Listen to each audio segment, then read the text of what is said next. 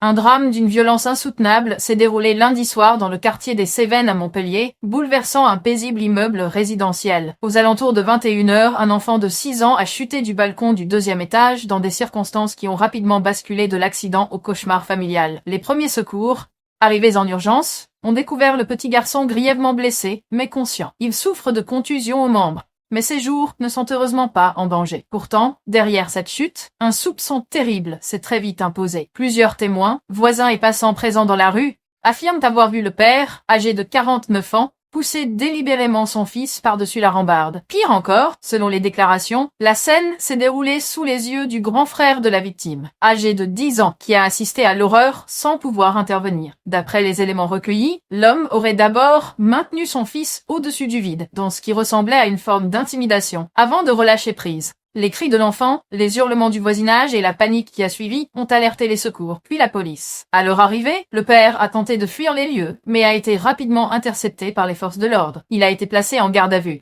La mère, âgée de 43 ans, également sur place, a elle aussi été interpellée et entendue par les enquêteurs. Les motivations du geste restent pour l'heure inconnues. L'enquête, désormais en cours, devra déterminer si l'homme a agi sous le coup de la colère dans un contexte de violence intrafamiliale ou s'il s'agissait d'un acte isolé au terme d'un épisode de tension. Les auditions, en particulier celles des enfants, seront déterminantes.